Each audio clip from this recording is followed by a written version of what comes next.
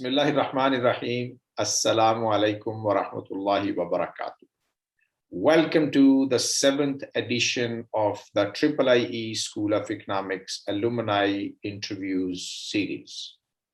My guest today is a very distinguished member of the IIIE School of Economics Alumni. He belongs to the second generation of the alumni. People like me, the old guys, so we belong to the first generation, i.e. the generation of the 1980s, the decade in which the university was set up, and of course the IIIE School of Economics was founded as well. In the 1990s, a more brilliant generation came to the IIIE School of Economics, and my guest today, Dr. Mohammad Najeeb Azizi, belongs to this second generation of the IIIE School of Economics alumni. And by the way, there is no third generation. After the 1990s, i.e. the new century, we call these guys as the new generation. Okay, so from 2000 onwards, the new generation of the IIIE School of Economics alumni starts. And I'm hoping to interview some of these new generation guys in future. But today, I would like to go to my guest, Dr. Mohammad Najeeb Azizi, who was at the Islamic University IIIE School of Economics in the 1990s. He went back to Afghanistan, the country of his origin, and played crucial roles in a number of places. I would not go into those details.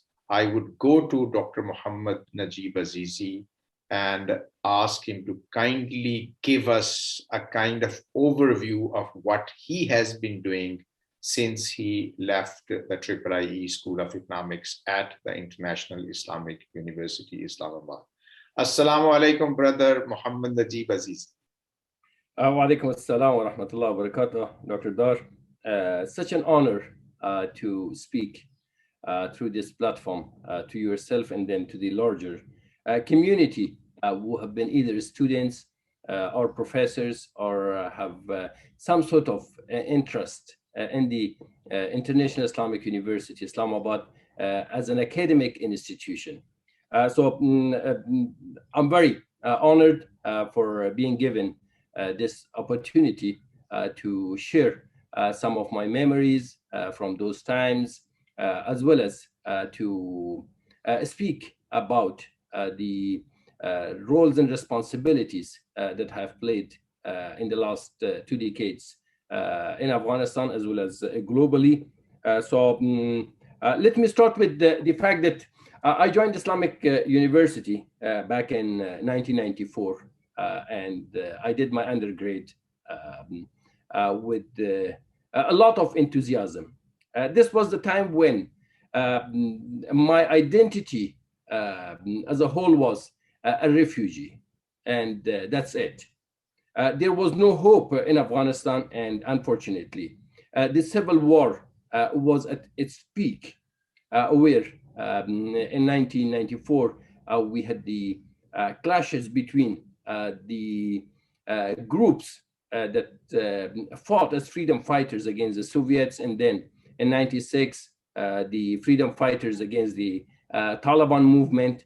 So there was no hope. That's why it was just studying for the sake of learning, studying for the sake of improving my knowledge.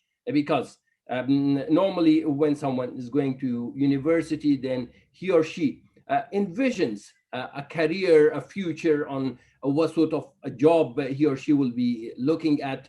But since I was someone who had no country and who had no identity, so it was a very tragic situation. However, the good thing is that when I completed my undergraduate, we had this professor, Mahbub Ahmed Saab. Out of the blue, I became his assistant in the university. So I started taking attendance, helping out with the assignments and all those small things. And then may Allah bless. Can I stop you here? You have mentioned Dr. Mahbub Saab. He happened to be my teacher as well, but I have lost contact with him. Where is he these days? Same here, unfortunately. I really wanted to also make it clear that I've not been in contact with him.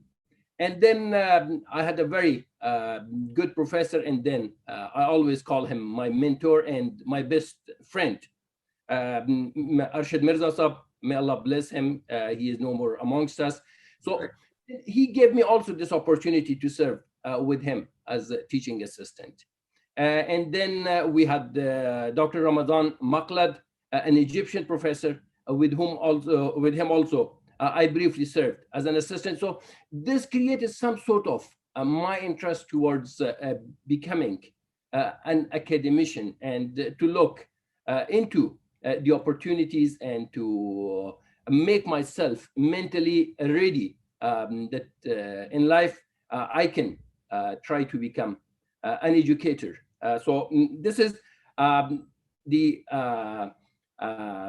opportunity that I got in Islamic University. And then I did my master's in economics, and in 1999 I completed my studies, and that was again a time when there was not much hope. However, I made a friend in Pakistan. His name was Mu'in Malik. Again, he is no more amongst us. May Allah bless him. He used to be the managing director of the Pakistan Datacom. Oh, right. And then he became the first director of the PakNet. So we started exchanging ideas and views, and he is someone who played some role in creating interest in me towards technology. Right. So yeah, and then me and him also did a couple of non-profit activities, including that in I-11 I established a primary school and also a vocational training center, and where I was running this facility for the Afghan refugees who were living at the back of the vegetable market, or the Sabzi Mandi of Pindi in Islamabad. I think it's I-11 sector. So there was a Kachi Abadi, and I started working again as an activist.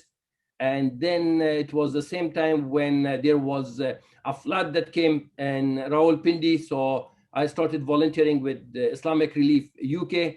Right. Rawid was one of our friends, again Islamian, and he was working at that time there. So that was an activity that created a lot of enthusiasm for me, that I can also think of working with the communities, how to mobilize them, how to try to make an impact utilizing the forces and the energies that existed within these communities. So this is how it goes. And then in 2001, I joined a Danish NGO, and I moved to Afghanistan, and I traveled. So that was in 2001. Yes. Before moving back to Afghanistan in 2001, I must say that you did a lot of things. You know, a person like me, when I was in the Islamic University, I was just a pathetic student. I was a very good student, but when I say a pathetic student, I didn't do anything else in life. But no, you did, you know, all these activities. And this is really impressive. I mean, thank you very much. I don't take all that credit to myself alone, but probably it was two things that made all these things available for me. The first thing was the misery and the situation that when you don't have any identity, any hopes, any dreams, then you do too many things. And the second thing was that since I come from an enlightened and educated family. Let me ask you, Brother Najeeb, okay, you know, which city in Afghanistan you come from? I come from Kabul, the capital city. And if by any chance any of my friends, including yourself, I think you have been to Afghanistan. So if you visit the Darlaman Palace, the famous palace that was destroyed, and now, alhamdulillah, it is renovated. So now I belong to the same village where that palace is. So right. Okay. the name of my village is also an interesting name. It's called the Village of the Wise Men, Dehdana. Right. Probably in one way or the other way, all these things have helped me to somehow enrich my experiences, and then also to make myself more responsible than an ordinary young person. You actually, I believe you founded and you became the chairman of Afghanistan Telecom Authority. So can you tell us about that involvement? Yeah, if I go a step back, so what happened is that I went in 2001 to Afghanistan, and I traveled extensively across the different provinces where I was doing impact monitoring of the different projects. Again, most of the interventions were community-based.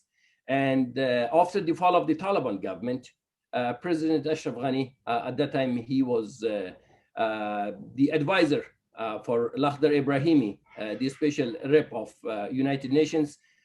He then joined the cabinet of President Karzai, and he established an office under the name of Afghanistan Aid Coordination Authority. Okay. And President Ghani at that time picked me as the chief aid coordinator in order to look into all these billions of dollars that were inflowing towards Afghanistan. So that was an experience that I think I need to speak about a bit more because as the students of economics, we always talk about economic empowerment. We talk about public finance management. We talk about transparency and accountability. And this was an opportunity that is a very unique opportunity where, as a young, still I was in my 20s when I took the charge for this position, talking about billions of dollars, talking about more than 20 sectors, and then synchronizing all these efforts, bringing all the ministries on board, and then talking all this, aid politics with the Americans, with the Japanese, with the Chinese, with the Europeans. It was an amazing experience. Like then later on, I did my PhD on the impact of foreign aid. However, let me tell you that I couldn't learn from the review of literature. Probably 30% of what I learned from those days when I was sitting with all these ambassadors, when I was talking with their high-level dignitaries who were coming from their headquarters, and the way they were imposing conditionalities, the way they were asking and demanding that, okay, how the government of Afghanistan should behave, how we have to look into this whole developmental paradigm from a different perspective.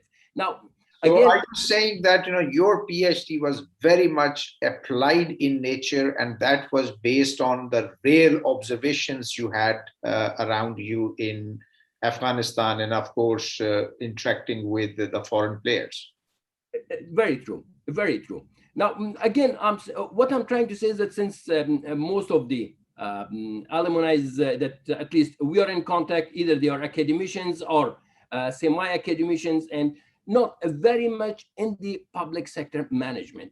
So they look into things from an utopian perspective, where they think that, okay, this is the ideal situation that we want. No, it can never happen.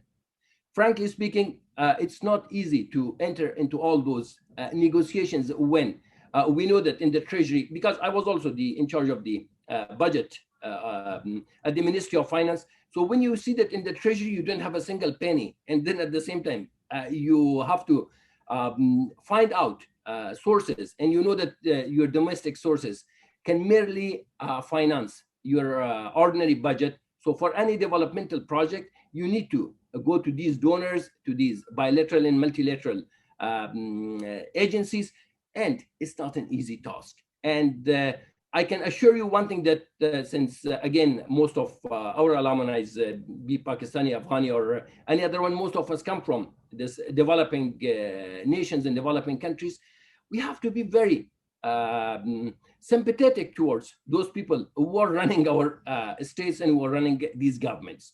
In particular, those technocrats who are sitting in the Ministry of Finance never doubt their loyalty towards the state or towards their people.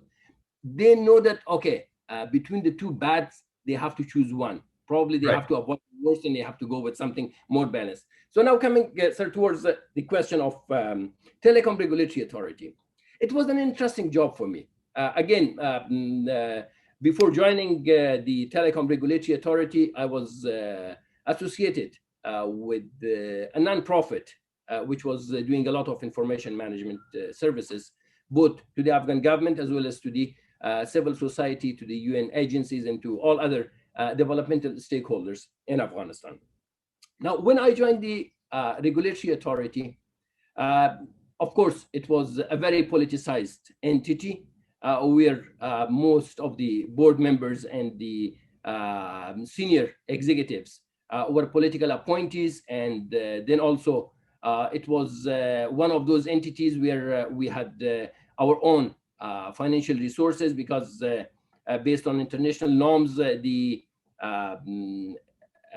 salaries of the telecom regulatory authorities do not come from the government treasury. So we had to manage our own bank accounts, and I could see that a lot of mismanagement of financial resources existed.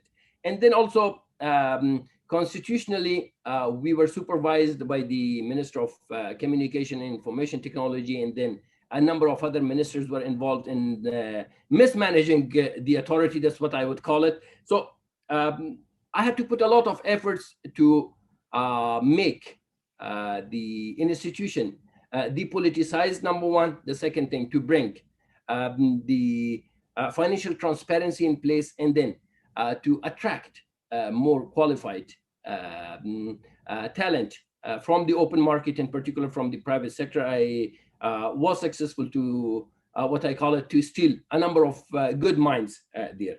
So what again I learned from the experience of Telecom Regulatory Authority was that the government does not need to interrupt the market force. Here, I would like to, because telecom is a very profitable sector. And even in Pakistan Telecom Authority is playing a very important role in bringing a lot of revenue to the treasury, Pakistan government. In Afghanistan, this regulatory authority, has it played a role in boosting the revenue for the government? Yes. Fortunately, the telecom sector of Afghanistan has brought more than $3.5 billion of investment in the infrastructure. And then the second thing is that after the customs, the second largest source of revenue for the government is the telecom sector. And the third thing is that, see, the telecom sector, the aviation sector, the banking sector, and the energy sector. These are four major sources of revenue when it comes to any emerging market in order to attract investment, and then also in order to bring a new source of revenue for the government. In Afghanistan, unfortunately, other than the telecom sector, all other three sectors drastically failed. In the banking sector, we had the big crisis of Kabul Bank, which brought over $1 billion loss. And then in the aviation sector, initially we could attract a couple of private aviation companies, but none of them exist today, except for one of them. And then also when it comes to energy, unfortunately, still we are taking very baby steps there. So probably telecom is the only success story when it comes to the regulations, to bringing up a fair play field for all the players, and then to provide a conducive enabled environment where the investor feel protected, and then at the same time they get the return of their investment without much hassle. So yeah, what I want to really convey a message to the viewers is that it is very important to trust the private sector and not to look at them always as exploiters, always as the people who look only for their own profit. No, we have to also look them as the service providers, in particular when the government has limited capital. They don't have the ability to provide the services universally to all the citizens. Let's allow the private sector to play this positive role and to make the quality of life for our citizens better. Let me ask you a follow-up question related with aviation. You mentioned that aviation is one of the sectors which would bring revenue to a lot of emerging markets. However, in case of Afghanistan, it hasn't been very successful. It may be because of the tourism sector, which is very underdeveloped because of the obvious reasons. My question would be, do you think that in the post-COVID era, there would be a scope for a private sector company to start an Afghanistan-oriented airline? Yes. Let me say that though in Afghanistan we did not have the tourism as such, however, we have to be honest with ourselves that we had 600,000 contractors who were at one point of time working in Afghanistan. So that means that all of them were traveling. And still, the demand for traveling in Afghanistan is high. The Afghans travel, probably, I don't have the statistics. However, from the top of my head, I can claim that probably in the region, if we look into the average travelers, Afghans must be considered as one of the most frequent travelers who are going out of Afghanistan. So, yeah, of course, our population is not as huge as India or as China or even as Pakistan. However, overall, I think even Afghans are frequent flyers. But let me ask you a question. Yeah, sure. Last time when I went to Afghanistan, I bought Afghani currency. For me, it was a big surprise because before that, quite a few years back, when I bought Afghan currency, that was very cheap. Okay. But this new thing, for me, this was a cultural shock. So I wanted to ask my Afghani friends, what the central bank or the monetary authorities in the country have done to bring stability to the Afghani. Yeah, it is an interesting case. Let me make it, first of all, a bit of a lighter discussion.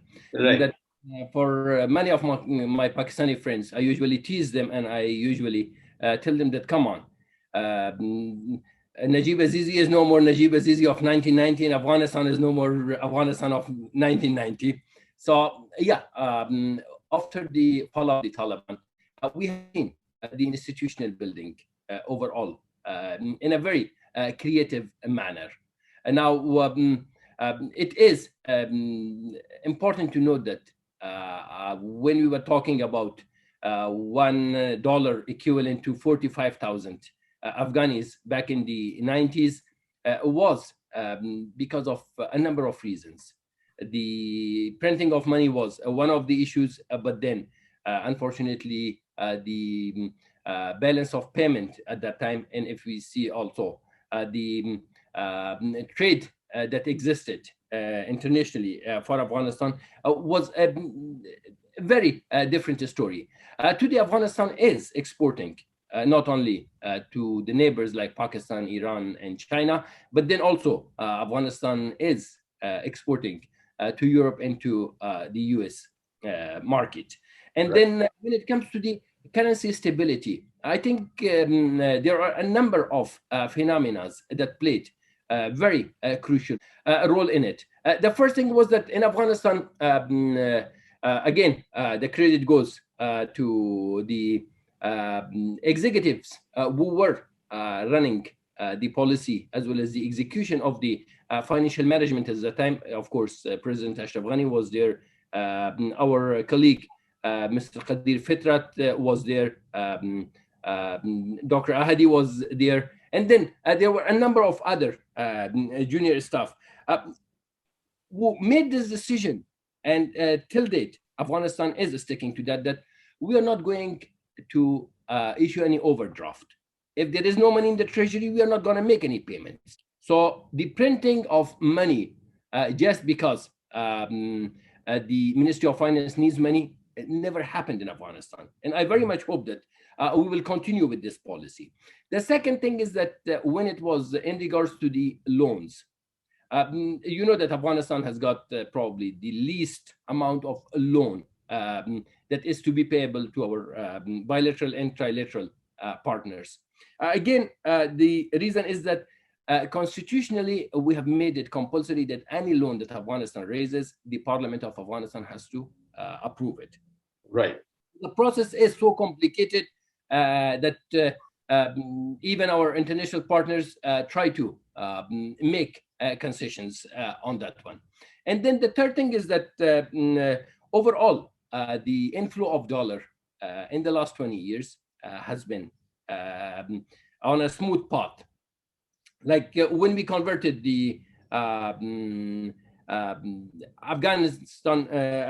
currency into new currency, we started with $1 equivalent to 45 Afghani.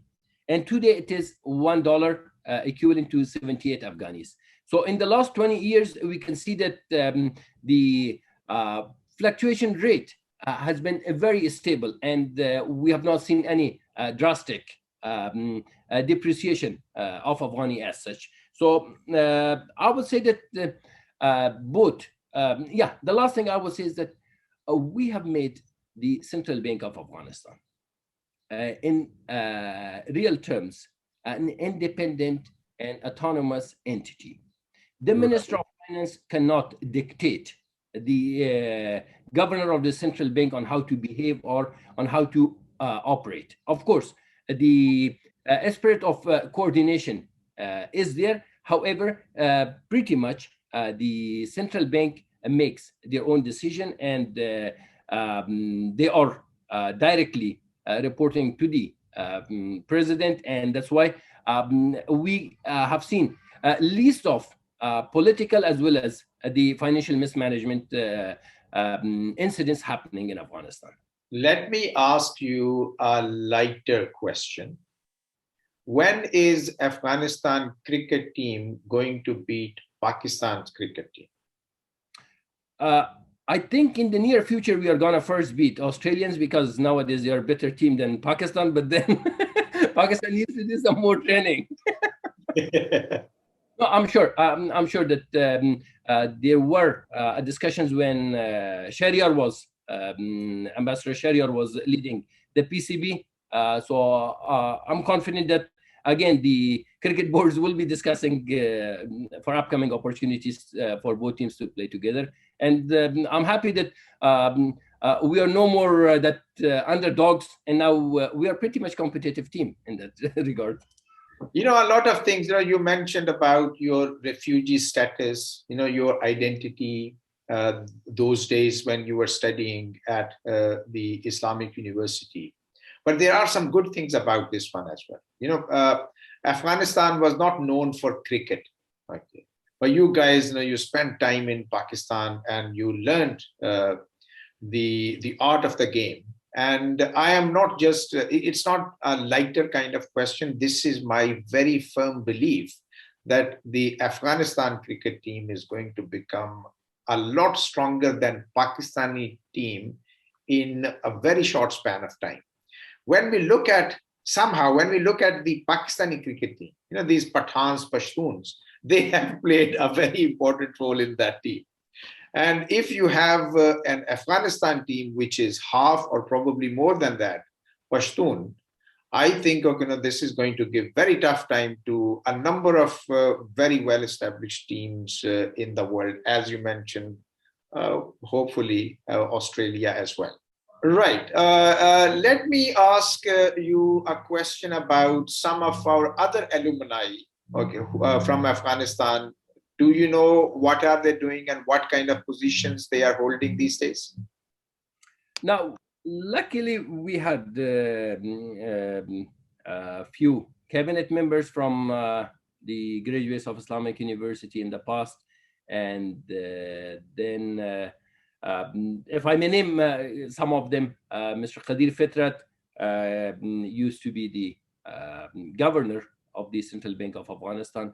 Mr. Wahidullah Shahrani used to be the deputy minister of finance. Then he became the Minister of Commerce, and then we had Mr.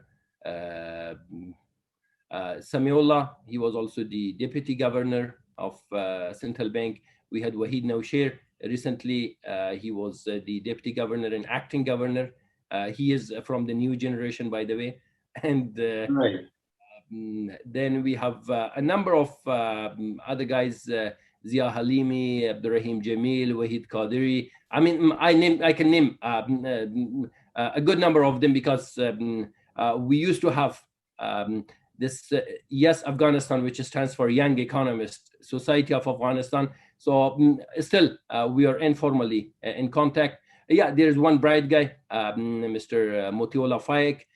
He was the head of the monetary policy at the central bank, and nowadays he is pursuing his PhD in Turkey. So, and then we have another bright star, Saifullah Abid.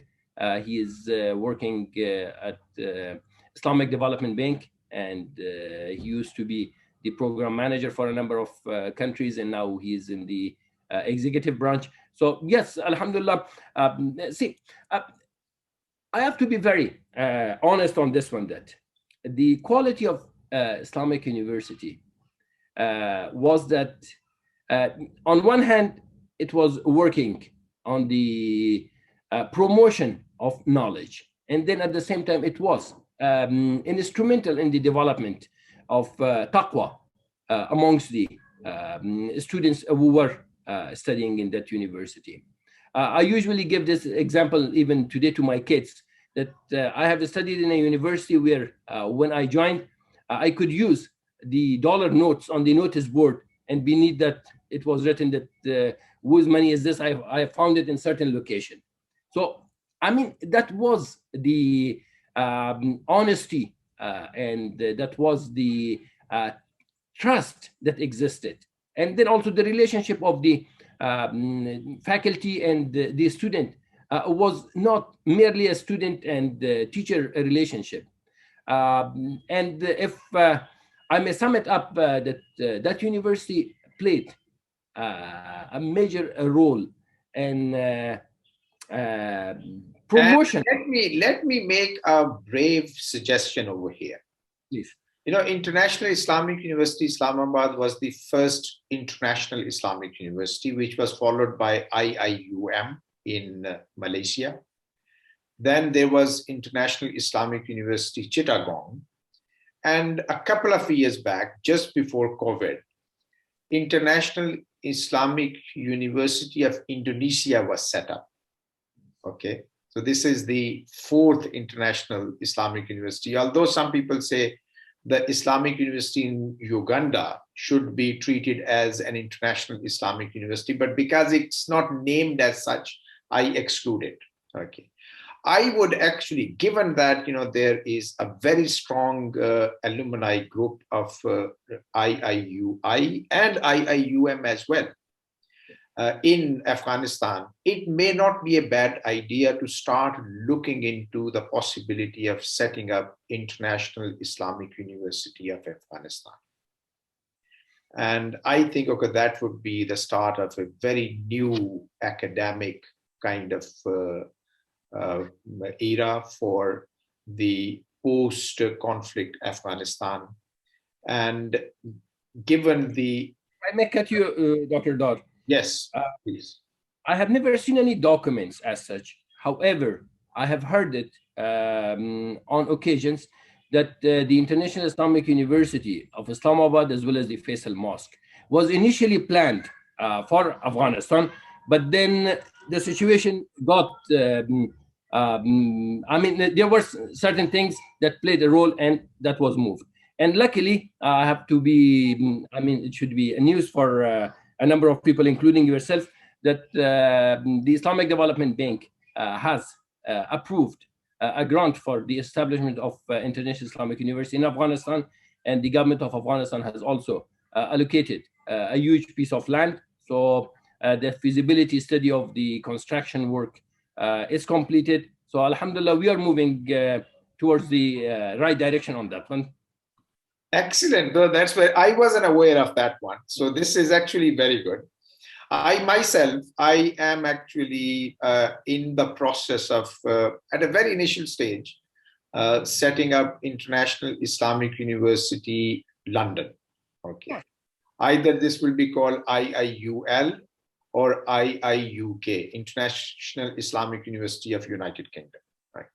I think, okay, this is a wonderful model whereby the contemporary sciences are taught along with the Islamic sciences. Okay. People like yourself, people like me, we studied economics, but at the same time, we were exposed to fiqhul muamalat al-maliya, usulul fiqh, usulul kitabi was fiqhul kitabi was sunnah, in addition to the Arabic language.